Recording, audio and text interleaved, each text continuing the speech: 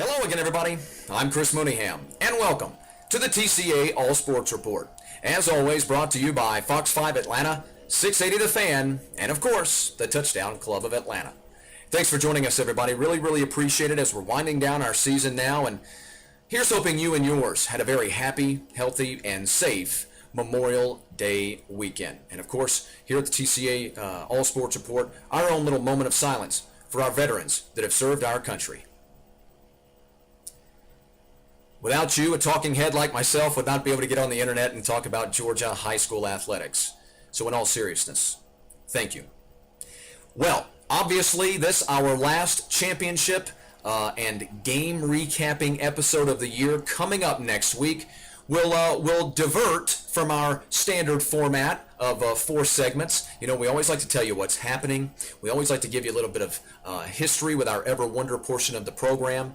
We then want to make sure you know what's coming up next across the state. And at the end of each show, I kind of, try not to offend anybody by giving you my take. Next week, a year in review episode where we'll just rattle off some of the high-level stories from across the state of Georgia over the last since August, some of the pertinent stories of individual players, of guys that have left us this year, great champions, great runner-up, just great stories from across the state of Georgia over the last year. So without further ado, let's get into our last normal program of the year and find out what's happening.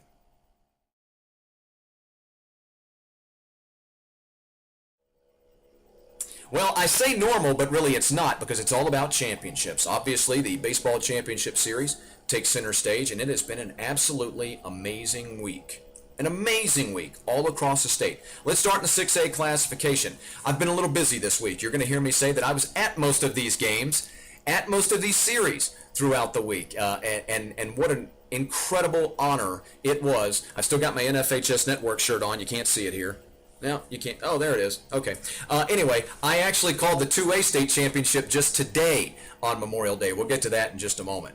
But first, let's start in the 6A classification, where the Parkview Panthers win their 6th title in program history, their 3rd in the last 5 years. They took Game 1 from the Walton Raiders 3-0 as Ryan Inman pitched his third complete game shutout in 5 appearances in the state tournament. Absolutely unbelievable. In Game 2, it wasn't quite that close. Walton committed 3 errors in the first inning, 5 errors overall. Parkview gets 3 in the first inning, never looks back, wins 8-1. Will Etheridge, also a dominant pitcher. I think he's going to Ole Miss, and Inman's going to Georgia.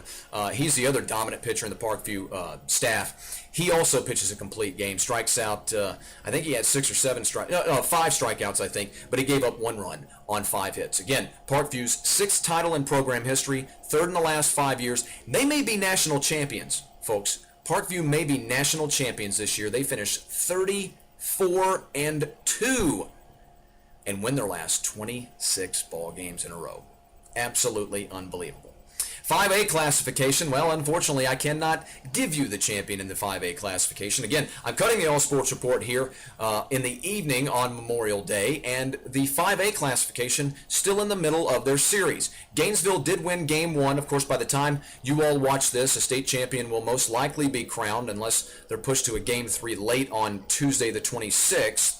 But as of about 6 o'clock Eastern Time here in the Metro Atlanta area on Memorial Day, Gainesville has just won Game 1, and now they'll go to a Game 2 up 1-0 on Greenbrier. That's an amazing matchup, by the way, Greenbrier and Gainesville. Those are the consensus, at least, top 2 teams in the 5A classification. I know I believe that, and I think most people do as well. 4A classification, Buford wins the state title. They defeat Whitewater 2-0. The Wolves fired 6 shutouts in the tournament.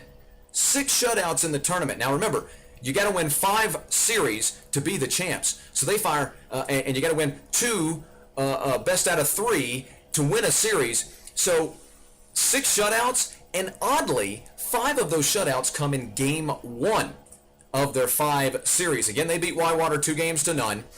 They win Game 1 5-0 behind Jake Higginbotham's fine store. Higginbotham, one of the best players in our state. Game 2 is just your regular old ho-hum 3-1 victory. Wildcats had the bases loaded in the 6th inning and left them stranded. Buford wins the 4A title.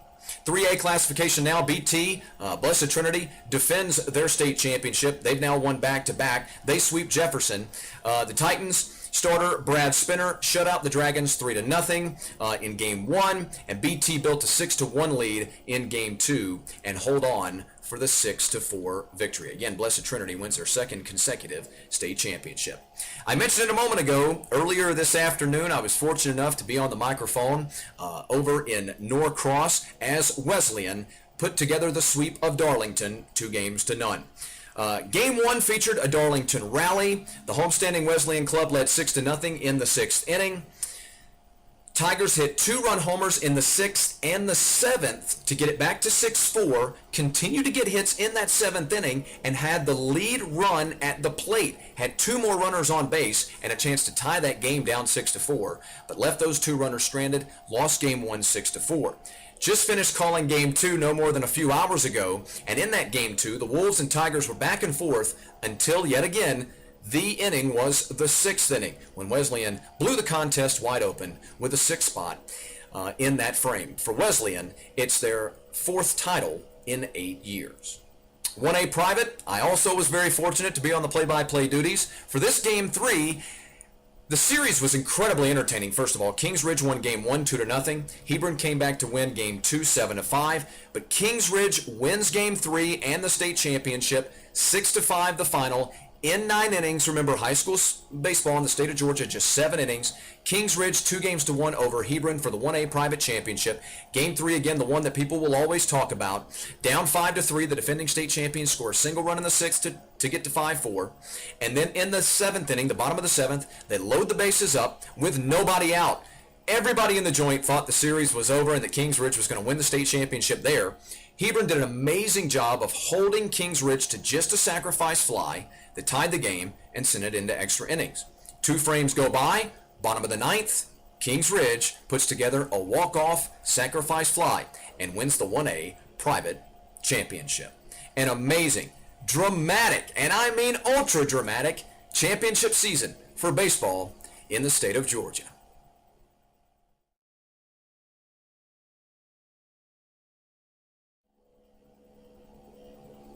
Been a lot of chatter over the last couple of weeks about an article that came out. I think Score Atlanta had the article where they talked about the grumblings at the GHSA of there being a new classification called the Big 44.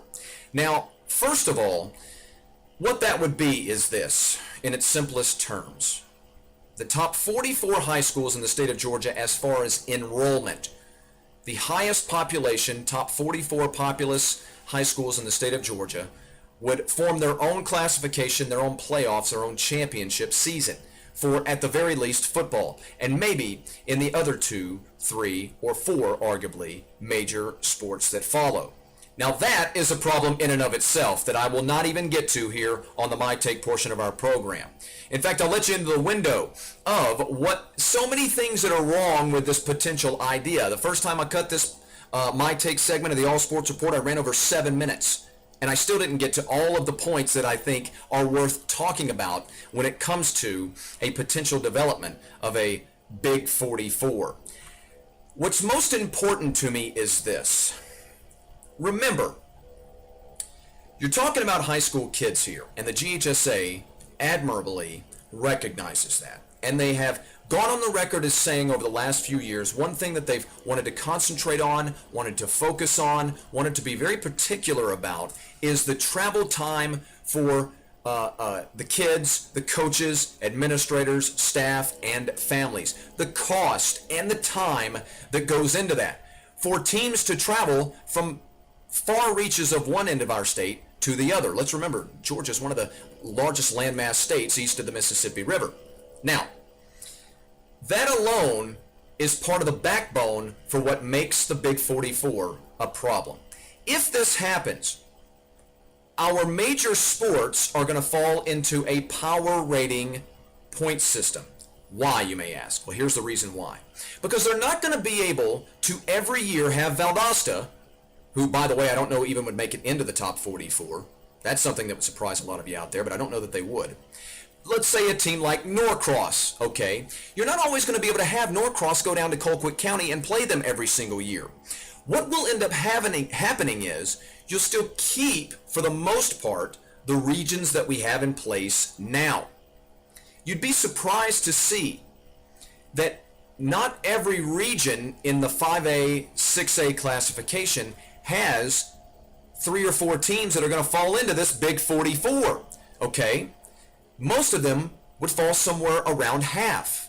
And so what you'll have is these teams will play the regular region schedule, and then they'll be put into a rating system. And so the top 32 would be taken out of those 44, or top 16 out of the 44, whatever they may prefer, and they would be ranked on a point system like the BCS or the one that's used in single A sports here in the state of Georgia, then placed into the playoffs. I got news for you. As somebody who covers high school football for a living in this state, I've said many times here on the All Sports Report, I make no bones about it. I am nothing if not a truth teller. I've got a lot of friends at the GHSA. I consider a lot of them colleagues and friends. And I can speak bluntly to a lot of them. I am not a fan of the power ranking system in the single A classification. Never have been, and I never will be, no matter what tweaks they make to it. And they would employ something very similar, if not exactly the same thing, for a Big 44. It's a bad idea. Because what's going to end up happening is these points are going to be assessed, and we're always going to be able to find problems with it. You take the 1A baseball championships that I just called. Again, Hebron and Kings Ridge. Kings Ridge was the defending state champion, and most people believe they were the best team in the entire state. Yet, they were the number 4 seed going into the state tournament, while Hebron was among about 4 teams that were favored to make the state championship series as well, or the Final Four. And they came into the playoffs as a number 10 seed. Last year in football alone, we had numerous, and I mean numerous, instances of teams that were ranked too low, too high, and upset in the first round of the state tournament. We've had it every year since we've split the classifications in the bottom and gone to the point system. That alone is one reason why an apparent Big 44 is a bad idea. And remember, historically, and this is really what's most important, we've already done this, folks. We already have our Big 44. It's called the 6A and the 5A classification. Let the smaller schools that are not necessarily smaller, by the way, they're just in the 6A and the 5A classification, let them play it out. Let them fight their way through tooth and nail to the top. There's no reason to create any new classifications in the state of Georgia, much less one that isolates the top 44 enrollment schools in our state. And then, by default, you have to go to a point system. Until next week, our season finale, I'm Chris Mooneyham for the TCA All Sports Report.